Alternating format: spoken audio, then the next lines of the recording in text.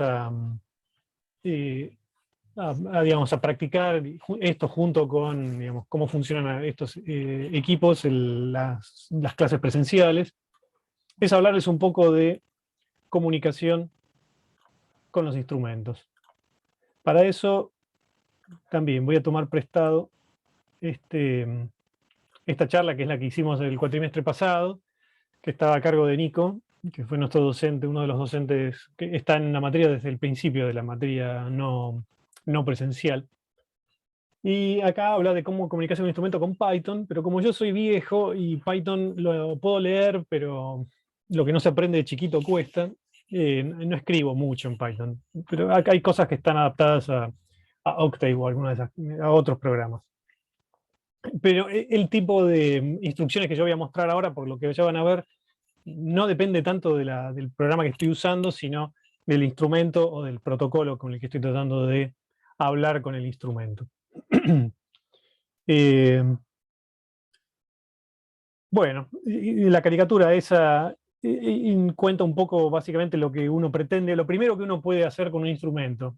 Ahí hay un humano que le está preguntando algo exótico a un instrumento, que es asterisco IDN, y es una pregunta porque tiene un signo de pregunta, y el instrumento le responde. Y eso es en realidad lo que, eso efectivamente pasa, ¿no? No nos va a llamar de amigo ni nada, pero digamos, una de las instrucciones que entienden la mayoría de los instrumentos es esa, que es IDN, Identification, el código de identificación. Si yo logro hacer todo lo que hice, o sea, tengo éxito en conectar la computadora con un instrumento y le pregunto esto al instrumento, me va a responder con su nombre. Por ejemplo, en el caso que está ahí es Tektronix, no sé cuánto, número de serie, el número de osciloscopio. Esa es su forma de decir hola.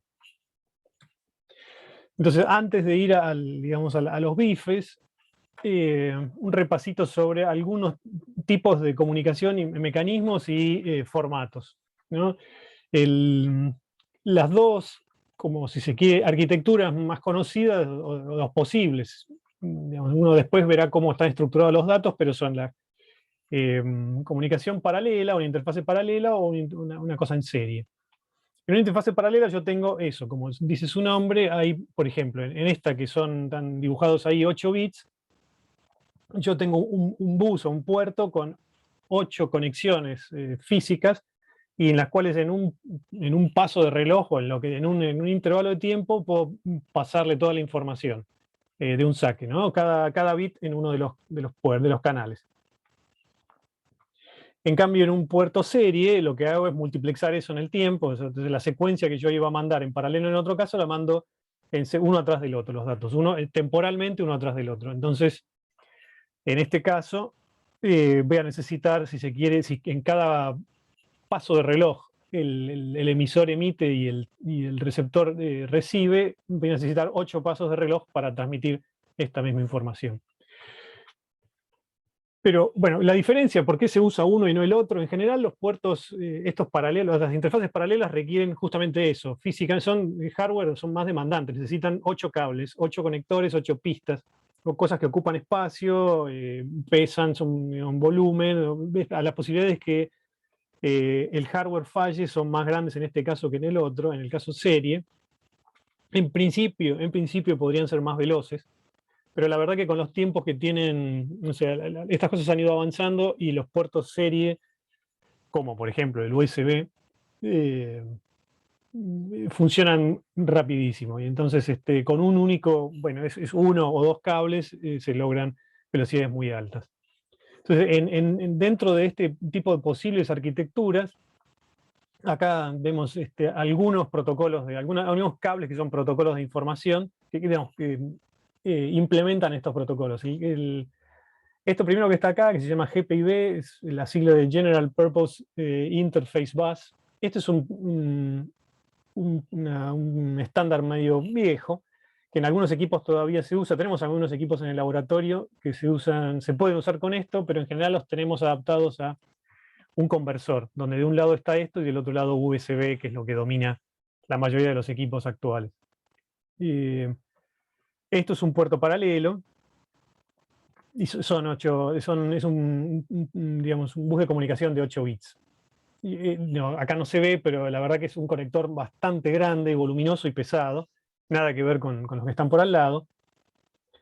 Acá está o sea, el cable de Ethernet, que sirve, no sé, comunica protocolos o de Internet o de HTTP o una cosa un poquitito más antigua que es Telnet.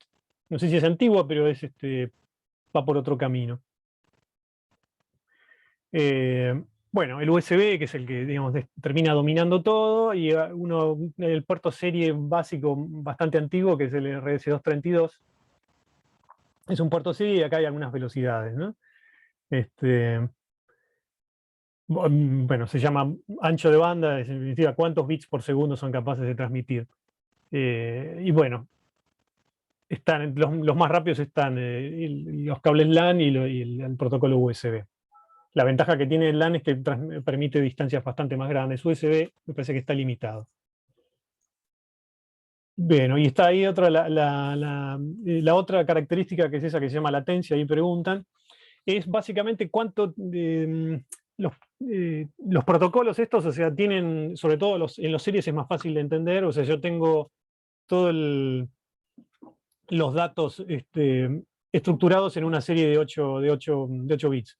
Y entonces ese tipo de, cada vez que yo mando un paquete de estos de 8, a eso se le llama, el tiempo que me tarda en mandar ese paquete de 8, en recibir o sea, mandar y recibir, a eso se llama la latencia. Es el tiempo que tarda en principio, o sea, el tiempo muerto que tiene cada paquete de estos en mandarse. Sí, a lo mejor Marce tiene una definición un poquitito más precisa de la latencia. Pero es cuánto tardan en enviarse cuál es el tiempo en que la máquina acepta cada frame de datos. Sí, es el tiempo mínimo necesario para establecer una comunicación nueva, vamos a decir. Porque el tema es que vos podés mandar muchísimos datos. Hay un ejemplo que me parece muy didáctico, que es, si a alguien le preguntan cuál es la comunicación de mayor ancho de banda que existe, ¿no? Y bueno, van a decir, sí, la fibra óptica, tal cosa, qué sé yo. Y la respuesta, en eso me lo hicieron en un curso de computación, era un barco lleno de discos rígidos de estado sólido, de discos rígidos de alta capacidad, uno de estos barcos tipo los petroleros, qué sé yo, bueno, lleno hasta el tope de esos discos rígidos. Ustedes van a poder transmitir una cantidad de datos por unidad de tiempo gigante. El barco va a tardar días en llegar, esos días son la latencia. La comunicación nueva va a tardar un montón. Ahora, la cantidad de datos que mandaste en un paquete fue tan grande que el ancho de banda te va a dar muy alto, la cantidad de datos por unidad de tiempo, sin embargo, es lenta la comunicación en términos de tomar decisiones, porque vos tenés que esperar días a que llegue el barco. Genial. Ahí, perdón, no sé si entendí bien la diferencia. O sea, la latencia es desde el momento que vos como que cambias o haces un comando, ¿cuánto tarda? ¿Sería? Sí, si yo ahora le pido la página web a Google, ¿cuánto tarda en responderme, en mandarme su primer bit Google, digamos? Eso sería como la latencia. En cambio, el ancho de banda es una vez que me empieza a entregar la página web, si la página es pesadísima, por ahí bajo 100 megas en un segundo. Pero si tardé, no sé, 2, 3 segundos en comunicarme, eso no me va a servir en comunicaciones rápidas donde yo a un instrumento le tengo que pedir un dato, después otro, después otro. ¿Ok? Claro, en cosas donde son interactivas, donde el tipo está esperando información de los dos lados. Entonces, cada vez que hay una pregunta y respuesta, ese tiempo es el tiempo de latencia. Ahora, si la respuesta que ocupa, no sé, que son 10 gigas, o una película te la baja en un minuto, eso es un ancho de banda grande con una latencia baja. Bien, bien. ¿Quedó eso claro? Igual, o sea, es un poco cultura general, pero viste que a veces, por ejemplo, cuando uno hace uno de estos test de velocidad de internet, aparecen esas dos cosas. Hay como a veces aparece la latencia o algo así, es cuánto el tipo tarda en establecer la comunicación, cuánto tarda en responder el sistema. Y una vez que está ahí, bueno, empieza a transmitir cosas y esa es lo que llaman la velocidad en gigas y ese tipo de cosas. Igual, fíjate que cómo no es, digamos, en qué punto que van a tener ustedes no es solamente cultura general, que a ustedes les va a pasar, por ejemplo, cuando se comuniquen con un osciloscopio, ustedes podrían para una señal determinada, no sé qué, pedir, por ejemplo, un solo dato y después pedir otro y después pedir otro. pero se van a dar cuenta que pedirle al osciloscopio algo va a tardar algo así como medio segundo en que le responda. Claro. Y hacer eso para adquirir una señal, usted sería un desperdicio absoluto. Sin embargo, pueden pedir que el osciloscopio adquiera un tramo de datos, todos juntos, y después se los mande y tarda un segundo, dos o algo así, en entregarle una tira de 500 datos, 1000 datos, 2500 datos, todos juntos.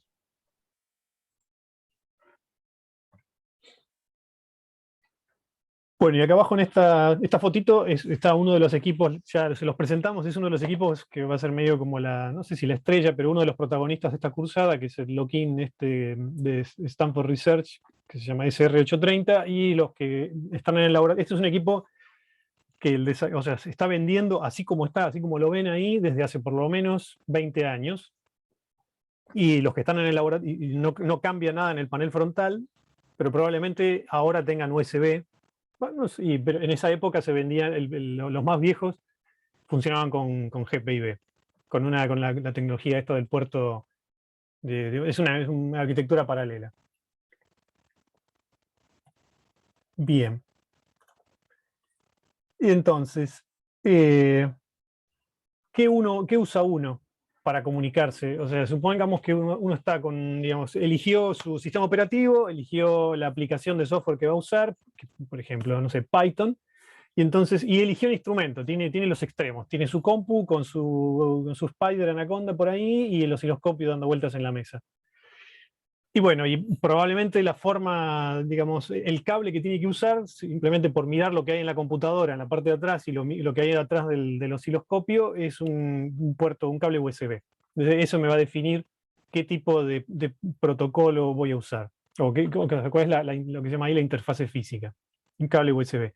Entonces, lo que hay que encontrar es la forma de que el software, digamos, codifique y controle, o sea, establezca los parámetros de comunicación con el osciloscopio, arme todo ese tipo de marco para establecer la comunicación, y después eventualmente buscar cuáles son las instrucciones que yo tengo que darle al osciloscopio. Porque el equipo no entiende cualquier cosa. La primera parte, que es la de la interfase entre los instrumentos, o sea, entre los equipos, que es por un lado la computadora y por otro lado el osciloscopio, es lo que en este caso hay otros, pero vamos a usar lo que se llama VISA, que no es la tarjeta, no es una empresa de crédito, sino que es Virtual Instrument Software Architecture. Esas son las siglas de esto. ¿Qué es lo que se llama? Eso son interfaces de software. Así como, por ejemplo, la pantalla de Windows o el comando digamos, la ventana de comandos de Linux son interfaces con el usuario. Digamos, es la forma que tiene la computadora de interactuar con el usuario. Esta interfase está orientada a digamos, interfacear distintos equipos. Por ejemplo, ActiveX, o distintos equipos o distintos softwares. Hay una cosa que se llama en Windows que se llama ActiveX, que permite que un programa, por ejemplo, no sé, LabVIEW, saque y tome datos de MATLAB, por ejemplo, o cualquier otra, no sé, por poner un ejemplo. O que, no sé, algún grabador de sonidos levante cosas ¿cómo es? De un reproductor de Avis o de MP4. Esos son interfaces de software. Y bueno, esa interfaz de software con los comandos de Visa en Python es un paquete que se llama PyVisa, que es un conjunto de controladores que sirven para establecer ese marco de comunicación, o sea, ese lenguaje que voy a usar para comunicarme. Algunas de las cosas que están ahí es, por ejemplo, cuál es la velocidad en bits por segundo que voy a usar en el protocolo, cómo voy a establecer la comunicación, cuáles son los instrumentos, cómo sea, si yo enchufo una cosa en el puerto USB de la compu, ¿quién se da cuenta qué es lo que hay enchufado y qué es lo que es y cómo lo reconoce? Ese tipo de controles es el que me permite PyVisa. O bueno, en general Visa, ¿no? Y en Python se llama PyVisa. Entonces, por ejemplo, un ejemplo comunicándose con, o sea, imaginémonos que nos tiene un experimento por ejemplo, la práctica de ferromagnetismo tendría estos dos objetos dando vueltas. Una compu y dos instrumentos. Un osciloscopio conectado a la computadora por el puerto USB y un multímetro de banco, un medidor más bien lento, pero otro instrumento del laboratorio, enchufado con una interfaz GPIB, lo que sea, cualquier cosa.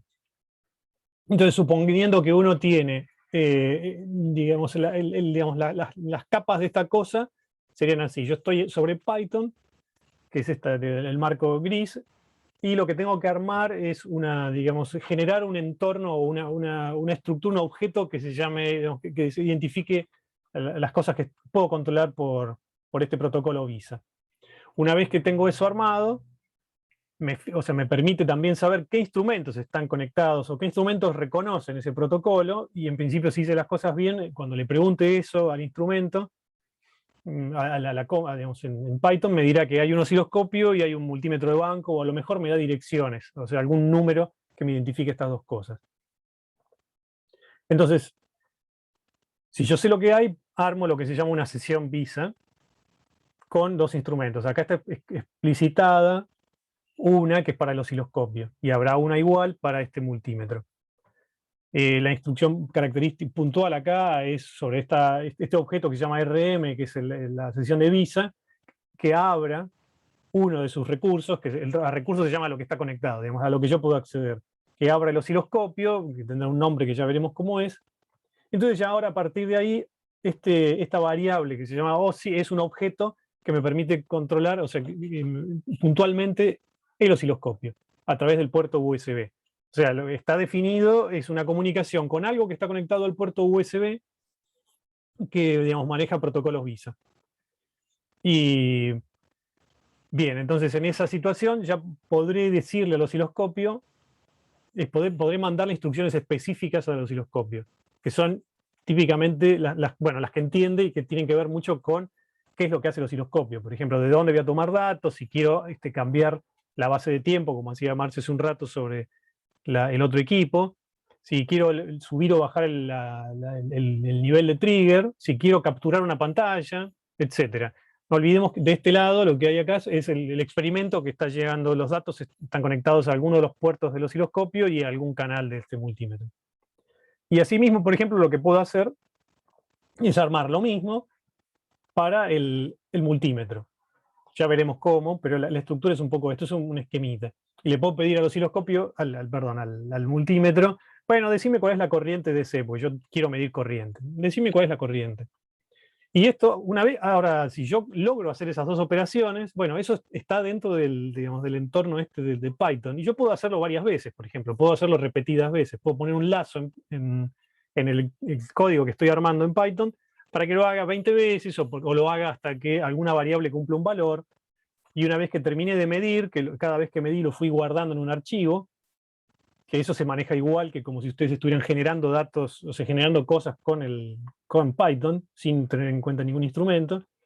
Y una vez que yo terminé la medida, cierro esta sesión y, bueno, entonces puedo procesar los datos. O los puedo procesar simultáneamente o, digamos, inmediatamente después que hice cada operación con el sistema. Entonces, fijar un poco de ideas en líneas, por ejemplo. Estos serían 4 líneas en Python que servirían para establecer una comunicación con un instrumento. Lo primero que tengo que hacer es levantar la librería esta de VISA, crear este objeto que es digamos, el monitor o digamos, el driver de los recursos. Es que es como un explorador, si se quiere, de los recursos, los objetos físicos que están conectados y que reconocen protocolo VISA. En el caso de recién, debería poder encontrar 2, que eran esos 2 instrumentos que colgué ahí. Si yo hice esto y la compu, bueno, esto en principio lo puedo hacer siempre que está la librería esta incluida. Y después le puedo pedir que liste las cosas que hay, que me pegue una lista de lo que hay conectado a la computadora. Y en este caso lo que me devolvió fue, bueno, esto es lo que es una cosa que está siempre, que es como un puerto asincrónico, no sé si de impresora o qué. Marce, capaz que vos tenés idea de qué es esto, que aparece siempre. Pero acá el instrumento es este que está acá, que está conectado a través del puerto GPIB. Puedo conectar varios, entonces este se llama 0 y es algún instrumento.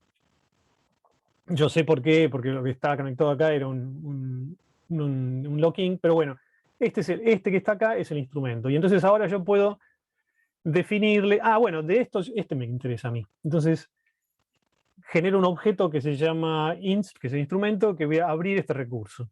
Le copio esta línea, básicamente. Esa es la forma de identificarlo desde el, para el, como se llama, el Resource Manager de Visa.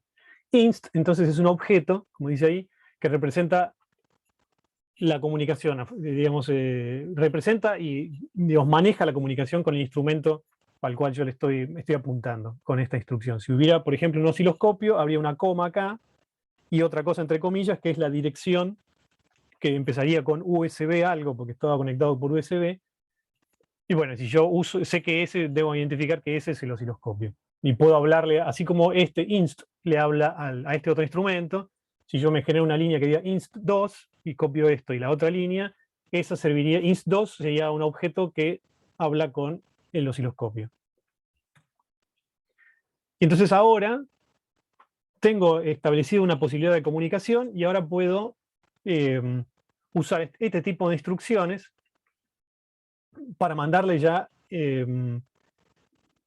mensajes, es lo que dice acá el instrumento. Por ejemplo, instWrite son instrucciones típicas de esta librería Visa, y que lo que hace es, bueno, que le escriba, o sea, que le mande cosas al instrumento. Esa comunicación en general es bidireccional.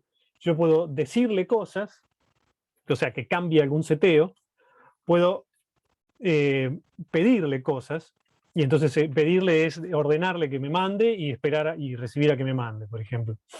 Entonces, por ejemplo, en este caso, esto porque lo sé yo ahora, pero lo que le estoy diciendo es que cambie la sensibilidad del sensor a otra escala, o sea, que pase de medir a, no sé, 1 milivolt por división a 10 milivolt por división. Eso es lo que está escrito acá.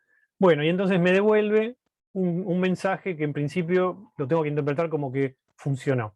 Si no, mandará un mensaje de error. Pero así como en este caso el instrumento no me responde nada. Lo único que hizo fue aceptar el comando y, digamos, si el comando tenía sentido, obedecer. Pero yo puedo pedirle datos. Entonces, en ese caso, lo que tengo que hacer, supónganse que le tengo que pedir cuál es el voltaje el valor medio del voltaje sobre el canal 1. Y eso tiene que ser una pregunta, ahora vemos cómo se hace. Pero entonces le tengo que mandar algo y lo tengo que leer, porque el osciloscopio va a poner sobre el puerto de la comunicación que estaba, que era USB en ese caso, va a poner a disposición ese string, esos datos que venían del osciloscopio. Entonces los tengo que leer. Son dos partes, ¿no? Es como, digamos, es como una comunicación casi también como un humano. Es decir, ¿cómo te llamas? Bueno, Jorge. Entonces tengo que escribirle, es decirle cómo se llama y leer, escuchar por lo menos Jorge. Ahora, como eso o sea, son dos instrucciones, hay una tercera instrucción que se llama query, que es enviar y leer la respuesta, que se usa para eso, justamente para cuando yo estoy preguntando. Y acá aparece la instrucción que estaba en la carátula de las charlitas, que es IDN, asterisco IDN, con un signo de pregunta. Todas las que terminan con un signo de pregunta son peticiones que uno le hace al osciloscopio, no órdenes, al osciloscopio o a cualquier instrumento. Acá fíjense que ni siquiera es un osciloscopio, es un lock-in. Todas las que terminan con un signo de pregunta es una petición y yo estoy esperando que el instrumento me devuelva algo. Entonces esta query hace las dos cosas. Escribe esto sobre el instrumento y lee, o sea, o le espera una respuesta. Entonces esto que está acá es la respuesta, es lo que devolvió el instrumento. Y bueno, si yo llego a esta etapa, tengo como gran parte del trabajo hecho. Porque ya he establecido una comunicación con instrumento. Esto es algo que está escrito, digamos, que solo lo sabe, digamos, el instrumento, que es un SR830, que es un lock-in, número de serie 81296, y tiene un firmware, lo que tenga, es versión 1.07. Es todo lo que necesito saber de ese instrumento. A partir de ahí, bueno, yo puedo empezar a decirle cosas, pedirle cosas. Por ejemplo, puedo leer algún valor de algo, no importa, vamos a ver qué es esto, y acá ya no le estoy pidiendo información sobre su nombre, sino es alguna medida. Y bueno, y acá me devuelve, o sea, le pido, la instrucción tiene un modificadores, 1, 2, y entonces el instrumento resulta que me da dos valores. Me da un valor que es menos 0,003 algo y 0,0009 algo. Esto es más bien específico de Python. Si yo le pregunto directamente así, lo que me devuelve es un string. O sea, es como texto. Y yo no lo puedo usar como números, esto. O sea, esto, si bien visualmente es un número, para Python esto es como un texto, es un string alfanumérico. Pero fácilmente, ustedes eso lo deben saber, fácilmente yo puedo transformar esto a un número con alguna instrucción simple. Pero si yo no me quiero ahorrar ese paso, puedo preguntarle directamente esto. Query ASCII values y entonces él va directamente, Python va a hacer la transformación de esto a un número, que sea un número de precisión de punto flotante o algo así. O si los datos en general, cuando por ejemplo yo en un osciloscopio le estoy pidiendo toda la pantalla, que son 2500 valores con precisión de 8 bits, esos son muchos datos. Y entonces para mandarlos los comprime en un formato binario. Entonces se pueden leer de esta forma. Yo nada dije, fíjense que incluso por colores o sea, las instrucciones que son privativas de Python o de la librería correspondiente están acá en azul. Y en verde, esos son esos strings que son las cosas que entiende el instrumento. Bueno, la pregunta es, ¿qué es lo que le puedo decir yo al instrumento? ¿Qué instrucciones funcionan? Bueno, para eso no hay otra solución, o sea, nadie las conoce a priori, uno las puede intuir, pero lo que hay que hacer es leer el manual. El manual del instrumento, por ejemplo, este es un pedacito del manual del lock-in, que tiene este tipo digamos, de sintaxis. Todos los manuales funcionan así. O sea, esta es una instrucción posible. Sense, y como tiene o sea, lo que dice es que este comando setea o pregunta cuál es la sensibilidad. O sea, en qué escala está el instrumento. Entonces, si yo quiero saber en qué escala está el instrumento, le pregunto, agrego el signo de pregunta. Ven que está entre paréntesis, es un opcional. Entonces, si yo le pongo sense y el signo de pregunta, me va a devolver algún número de estos. 0, 1, de 0 a 26. Y yo, como tengo esta tabla, sé que si me devuelve 5, y yo estoy midiendo en volts, o sea, sé que son 100 nanovolts su sensibilidad. Ahora, si yo no quiero preguntarle, si yo quiero decirle, bueno, ponete en la sensibilidad 15, que sean 200 microvolts. Entonces, no le hago una pregunta, le digo sense y le pongo 15. Sense 15. Entonces él va a acomodarse a este número, a esta sensibilidad. Bueno, eso. Y si yo, digamos, entonces la instrucción sería la siguiente. Si yo quisiera saber cuál es la sensibilidad. Query sense, esto que está acá, y espera la respuesta. Me va a dar el número que corresponde a la sensibilidad en la cual está el panel frontal. Y si yo quiero justamente decirle cuál es, digo directamente write esto, sense 15. Esta es o sea, es lo mismo para un osciloscopio, por ejemplo. Si yo quiero, o sea, esta es una instrucción que uno la puede escribir o abreviada o no abreviada, es lo mismo. En mayúsculas está si yo la quiero abreviar, pero si yo quiero escribir completo todo esto, no hay ningún problema. Le pongo, no hace falta pasar de minúscula a mayúscula. Horizontal main scale, y esto es lo que hace es define cuál es la base de tiempo del osciloscopio. Es justamente en lo que estaba jugando, por ejemplo, Marcio hace un rato con la red pantalla. Si quiero, o le puedo preguntar, es que acá también está la opción de poner un signo de pregunta y entonces él me va a devolver en qué escala está. Pónganse que yo no tengo el osciloscopio cerca, está en otra sala y no sé en qué escala está. Bueno, le puedo preguntar cuál es. Y si no es la que yo quiero, se la puedo cambiar. Entonces, por ejemplo, si yo quiero escribirle al osciloscopio, decirle que digamos, fije la escala en 2 milisegundos por división, le tengo que poner horizontal main scale, como dice acá, 2.5 por 10 a la menos 6. Bueno, y acá hay un ejemplo, pero se los muestro un toquecito sobre el Octave, nada más. Ahora después miramos eso. Estos son los valores posibles esto es parte del manual, estos son los posibles valores de la escala vertical, por ejemplo, que está definida en algún lado.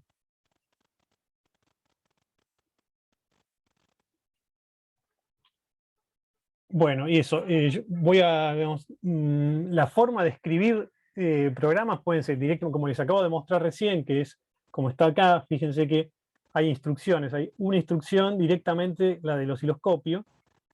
Por ejemplo, preguntarle cuál es la escala horizontal, preguntarle cuál es la configuración del canal 1, etcétera. Instrucciones de a una, y son directamente las del osciloscopio, como esta que está acá, en este programita que está por acá, o armar estructuras, que yo en estructuras no me voy a meter, pero si ustedes están cancheros en Python, pueden ponerse a jugar con eso. Pero baste decir que es suficiente con escribir líneas de comando solitas. Yo esto lo voy a dejar acá y les voy a mostrar un ejemplo un poco más concreto. Primero lo que les voy a mostrar es cómo se ve un manual de un osciloscopio de los que tienen en el laboratorio, el manual de programación. Es esto, que es muy largo, pero en algún momento esto arranca con las instrucciones específicas. Por ejemplo, una instrucción que se llama autorange, autoset, vamos a ir a canales, por ejemplo. Esto debería ser channel.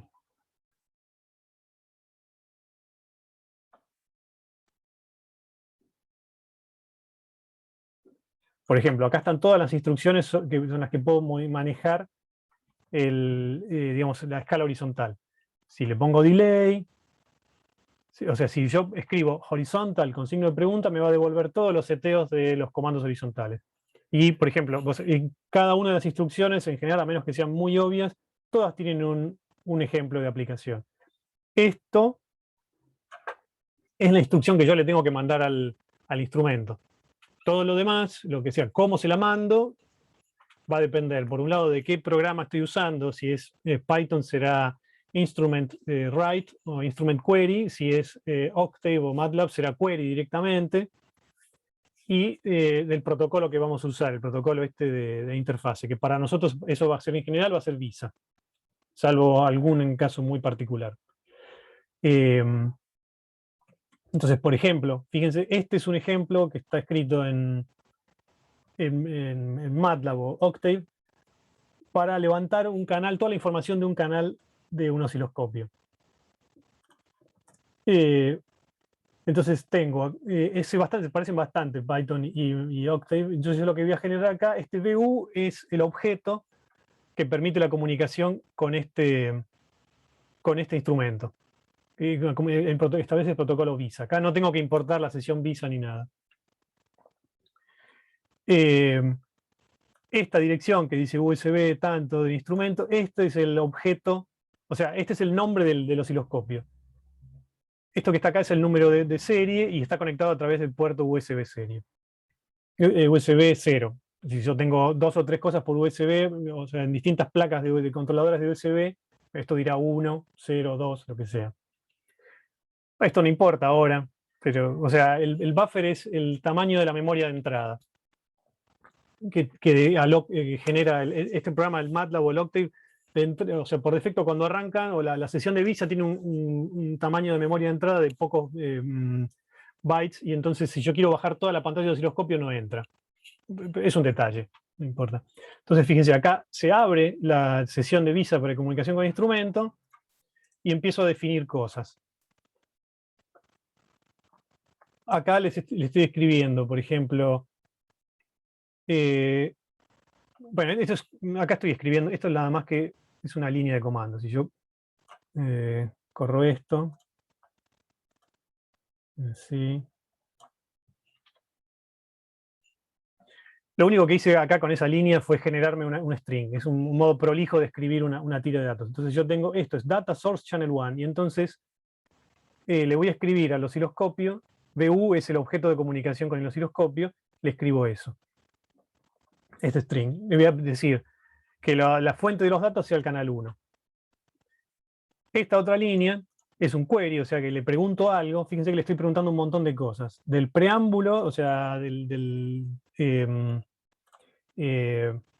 preámbulo ahora veamos qué es el preámbulo. Le voy a preguntar un montón de datos del osciloscopio. ¿Cuál es la base de tiempo? ¿Cuál es digamos, la escala vertical? ¿Y cuál es si tiene algún offset por algún lado? Entonces, son todos los parámetros que me van a mostrar, que me van a permitir escalar la señal del osciloscopio de una forma correcta.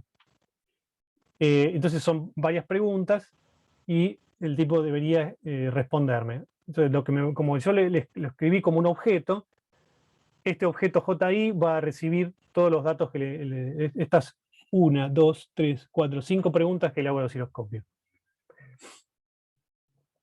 Y como en este caso lo que devuelve son strings, son listas alfanuméricas, yo lo que tengo que hacer es transformarlo a números. Bueno, esta instrucción lo que hace es transforma este objeto, que eran 5 palabras, a números. Que, bueno, si no fueran números sería un problema, pero yo sé que lo que me va a devolver esta línea son números. Y entonces tengo acá parámetros de la escala. Esto es un detalle que ya vamos a ver en vivo la clase que viene, pero lo que estoy pidiéndole acá con esta instrucción es que levante toda la pantalla del osciloscopio. O sea, supónganse que tiene una señal senoidal o lo que sea, yo quiero que me traiga toda esa información. Y lo lee, el osciloscopio lo manda como datos binarios para ahorrar espacio y para que lo haga rápido. Entonces la instrucción para leer el bloque este binario es esta. Les tengo que decir en qué formato lo quiero transformar, que son enteros sin signo de 8 bits. ¿Y qué es lo que hace eso? El osciloscopio, en la pantalla del osciloscopio, cuando ustedes miran la pantalla del osciloscopio, tienen siempre una escala vertical, que son los volts por división, y una escala horizontal, que son los milisegundos por división, lo que sea, no importa. Pero siempre está escalado. Pero si lo que ven, o sea, si se olvidan, si se abstraen de eso, en el osciloscopio lo que ven es una tira de 2500 datos con una digitalización de 8 bits. Entonces, el osciloscopio lo que hace siempre para devolver, o sea, cada vez que uno le pide la pantalla, devuelve esa información. Devuelve una lista de 2500 datos con números que van de 0 a 255, que es toda la precisión que tiene la pantalla. Y digamos, con eso, es decir, si yo tengo esa tabla, es una tabla que, no sé, si yo la grafico, se parece mucho a lo que veo en pantalla, pero no tiene ninguna escala, ni horizontal ni vertical. Son números de 0 a 255. Para transformarlo a tiempos y a voltajes, lo que tengo que hacer es usar esta información que está como en el preámbulo. Es como si yo les dijera a ustedes, yo tengo una tabla de 2500 puntos. Cada punto está separado, o sea, cada valor corresponde a una medida en un tiempo, y las separaciones de tiempo son de, no sé, 1 microsegundo. Y cada valor de voltaje está separado del otro, bueno, tantos milivolts, y el voltaje del punto que está más abajo son 3 volts. Entonces, con esas dos escalas yo formateo la pantalla. Eso lo van a tener que hacer también en Python, que todos estos códigos los tenemos para Octave y para Python, dando vuelta por ahí. Y entonces, fíjense, los datos que bajan del osciloscopio son esta variable que se llama HH. Y entonces, para armarme el vector de voltaje realmente con escala de volts, lo que tengo que hacer es restarle el offset, multiplicarlo por la escala y sumarle el 0. El offset en general es siempre 0 por estas cosas, no importa. Y esta transformación, que es una transformación lineal de bits de 0 a 255 a los voltajes reales, me va a dar la tira de volts en la escala correcta. Y ahora, ¿cómo hago el vector de tiempos? Y el vector de tiempos es el tiempo inicial más un tiempo cero por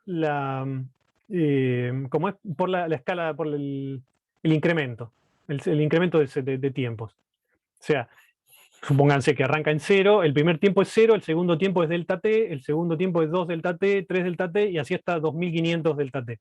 Esos son los tiempos directamente los tengo que construir yo, pero no tiene ninguna ciencia. Es solamente hacer un vector que esté, digamos, el paso entre puntos sea el de la escala temporal. Y entonces, así sí, con esto, puedo o sea, si yo hago un gráfico ahora de voltaje en función de tiempo, se va a ver igual que los datos, pero va a tener las escalas correctas. ¿Está bien? Todo esto, yo esto no lo puedo mostrar porque estoy en casa, pero de todo esto vamos a hacer una mini intro. O no sé, si a lo mejor, si ustedes están con confianza, podemos trabajar directamente sobre los equipos en las clases que vienen, que justamente son 2 clases para ponernos al día con toda esta información. En la guía lo que les decía, sí, en la página de la práctica hay una actividad propuesta, como para que no estén mirando y viendo qué se puede hacer. Lo que les proponemos es medir, una vez que ya estén acostumbrados a este tipo de cosas, es medir la transferencia de un circuito, de un RC, de un pasabajos, o pasaltos, depende cómo lo armen, con una resistencia y un capacitor. Entonces ustedes van a controlar un generador de funciones con el que van a inyectarle al circuito una señal armónica, una señal coseno de omega t con una frecuencia que van a ir variando, y con el osciloscopio van a levantar alguna medida que sea representativa de cuánto sale de ese, o sea, cuál es la salida de ese circuito. Esa es la propuesta para eso. Eso les va a servir para controlar dos instrumentos medio simultáneamente, ajustar tiempos y si quieren pueden automatizar esa medida, ¿no? O sea, con un poco de cancha uno se va a dar cuenta que no hace falta cambiárselo a mano. Ustedes pueden cambiarle los valores de frecuencia a los cuales están excitando el sistema automáticamente con el script que armen y van leyendo sobre el osciloscopio. Y finalmente pueden armar una tabla con voltajes de entrada, voltajes de salida y todo eso en función de la frecuencia. De nuevo, todos los códigos que están acá dando vuelta, hay versiones para cualquiera de los dos lenguajes de programación. Y para discutirlos vamos a tener la clase que viene. También tenemos en el medio la práctica del martes. Que está, en este caso, obviamente que es para consultas, pero yo lo que entiendo es que la mayoría de las consultas van a aparecer cuando estén frente a los equipos. Pero de todas maneras vamos a estar para eso.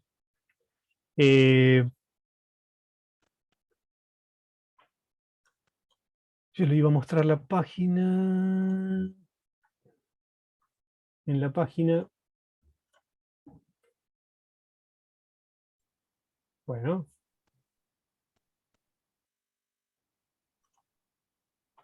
Cuando quieras cargarla bien, ¿eh? Hacele control F5 porque te quedó el caché viejo.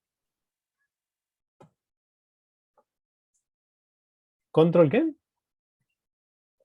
Control F5, cuando no te carga, lo que no te cargó uno de los archivos, que es el de estilos, y por eso se ve horrible. Y Sí, capaz que no pero te cargó porque hay un problema de. puede que ¿No? haya un.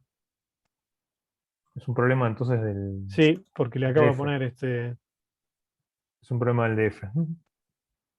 A ver. Bueno, pero lo que les iba a decir es. Ahí está, porque ni siquiera. Esto a veces se arregla así. A ver, vamos a hacer así. Bueno, ahí está. No sé qué hiciste, Eh, pero. Tienen las diapos, tienen algunos scripts simples y vos, Marce, habías puesto un montón de estas cosas. Claro. No, yo puse cosas en material adicional, Ok. que Hay ese es código por otra todos lados. solapa, así que. Sí. No, deberíamos, sí, por ahí ordenarlo un poquito mejor. Está bien. En donde está el material adicional está. Ahí está el Esto, GitHub ¿no? de. Claro, ahí está, este GitHub. Abajo, eso que dice demo osciloscopio lo acabo de subir, que es lo que mostré recién, si a alguien le interesa chusmear Genial. la applet. Y esto, bueno, acá sí. Esto está replicado en la nube igual, pero eh, lo puse en el GitHub porque es más rápido e inmediato. Ahí hay scripts de los instrumentos que vamos a usar nosotros en particular, un poco simplificados, digamos, digamos, modificados un poco para que sea lo más fácil de utilizar haciendo copy-paste en caso de que no estén tan, digamos, embebidos en el tema de programación en Python. Pero está eso y los manuales adentro de las carpetas de cada instrumento.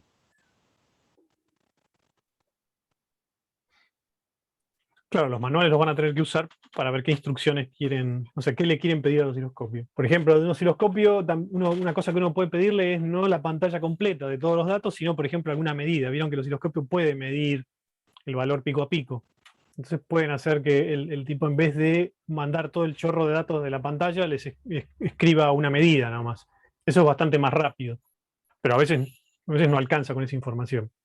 Hace clic en el Tektronix TDS.py abajo.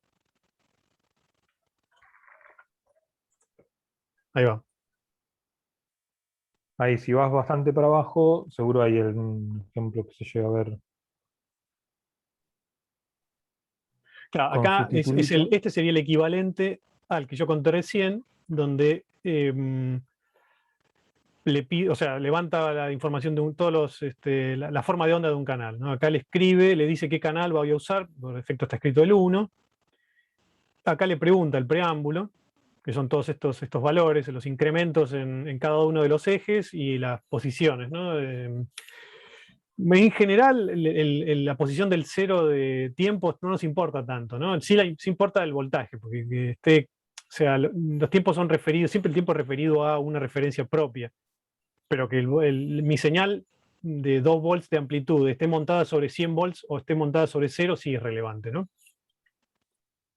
Y bueno, y entonces esto pide los valores binarios o sea, lo que va a hacer es le hacen la instrucción curve con pregunta, que es la que hace que el osciloscopio escupa una tira de datos binarios correspondiente a la pantalla que le estoy pidiendo. Y eso Python lo resuelve con este query binary values. Y bueno, y acá se formatean la parte de amplitud y tiempo, de la misma forma que en el otro. Acá hay 2 canales. Que, bueno, sí, lo que ven es claramente no hay mucha ciencia, es replicar un poco la información y pedirse una continuación del otro. Esto, por ejemplo, puede estar en un lazo donde se le pide sistemáticamente esto y además se pide otra información.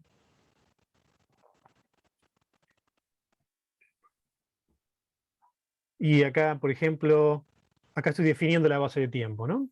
Que diga horizonte, bueno, sí, eso. Sí. Defino la base de tiempo. A partir de ahí, en ese Sí. archivo, lo que está en cada, digamos, separador, que son estas líneas horizontales, está con C, cómo cambiar la escala vertical, digamos, la del voltaje, cómo cambiar la escala temporal, cómo cambiar, y una, creo que de abajo de todo es la de las mediciones esas que decías vos. Cómo pedirle la medición de frecuencia que te tira el osciloscopio. Si vas a, por ejemplo, abajo de todo, ¿viste? Sí, a ver, En el archivo este. acá este es capaz que todo el mundo lo sabe menos yo, pero fíjate que acá, por ejemplo, definís escala como 100 por 10 a la menos 3, y acá este 3.1e es algún formateo de eso, ¿no? Sí, sí, sí. Que si no lo pones, la mayoría de las veces la Le pega máquina bien. decide por vos, pero bueno, una vez por completitud. Pero hay valores que no se puede poner cualquier cosa. Por ejemplo, ahí muestra, dice, la escala varía entre 2 milivolts y 5 volts con valores que van en la secuencia 1, 2, 5. Así lo dice el manual. Esto es una traducción nomás. 1, 2, 5 significa que podés poner, no sé, 1 milivolt, bueno, 1 milivolt justo no, pero pongámosle que sean, no sé, 2 milivolts, 5 milivolts, 10 milivolts, 20 milivolts, 50 milivolts, 100, 200, 500, bueno, entonces esencialmente un 1, 2, un 5 por E a la algo, y eso es lo que vos vas a poner. Y como no tiene más que, sí, acá no tiene sentido más que una coma, acá ni siquiera una coma, porque eso me quedó del otro que es de 2.5, Claro, pero es no de importa. arriba, por la escala Eh, vertical. sí, sí. Pero bueno, lo que quiere decir es que no tiene sentido poner números que sean otra cosa que eso, ¿no? No solo no tiene Eh, sentido, sino que a veces es contraproducente, porque algún instrumento se puede ofender si los números no le gustan, ujú. y entonces hay que apagarlo y volver a prenderlo. Sobre todo, este, por ejemplo, no se ofende, pero si vos le pones 4 milivolts, por ejemplo, y bueno, no sé, 4 milivolts es muy chico, no sé, 400 milivolts, y vos te quedás muy tranquilo diciendo, bueno, ahora lo que obtengo lo voy a escalear con esa escala. Algo que uno podría hacer, en vez de pedirle los parámetros al osciloscopio, decir, bueno, yo sé que le puse 400 milivolts, así que puedo usar ese dato para convertir la escala vertical. Y estoy convirtiendo mal porque el aparato, por más que yo le ponga 400, me va a setear 500, el más cercano, porque tiene que ir en la escala 1, 2, 5. Bueno, y saben, acá hay como levantar mediciones, ¿no? De cada uno de los, o sea, Miguel, esas mediciones puntuales. Sí, ¿podrías hacer un poco más de zoom? sí, de hecho, sí, igual todo esto lo Regio, tienen disponible. Bueno, acá están todos comentados cómo pedirle estas lo que llaman mediciones inmediatas, que son, por ejemplo, si tengo una señal periódica, el tipo puede identificar el periodo, la frecuencia, el voltaje entre picos, etc. Y la forma de pedirle esas, bueno, está escrita por acá. Pero bueno, de esto hay, o sea, tantas como cosas están en el manual. Acá están listadas probablemente las que usemos nosotros, las más comunes, pero digamos, eso no se pueden, hay un montón, digamos, entonces, todo eso se puede explorar.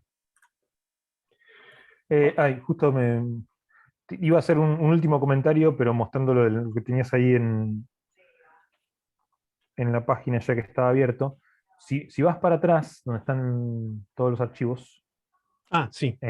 atrás en el Este, navegador, ahí va. Un poco más abajo hay dos archivos incluidos acá que no son de instrumentos, que son el que dice sí. guardar y leer datos y elementos de programación. Porque esencialmente, además de comunicarse con el instrumento, ustedes van a hacer dos cosas. Elementos de programación muy básicos como iterar, o sea, un for para cada parámetro mío hacer tal cosa, para cada o un if que tome decisiones en función de si me di tal cosa, hace esto, no hace otra cosa. Son, eh, de vuelta, no es un curso de programación, pero les dice rápidamente recetas de cómo hacer cosas elementales. Y otro de guardar y leer datos, Sí, que les muestra eso, cómo guardar datos en distintos formatos o cómo levantar. leerlos. Claro, Sí. eso está bueno porque a veces uno no se acuerda y si lo primero que quiere hacer es levantar unos datos para poder jugar con los datos y no puede levantar los datos es muy frustrante. Así que está bueno tener esta ayuda. Así que bueno, Eso. sí, esto es Eso práctico. era todo lo que tenía para decir. Bueno, por nuestra parte nada más por ahora. Si quieren, si tienen alguna duda puntual ahora, y si no, los dejamos tranquilos y nos encontramos de nuevo el martes.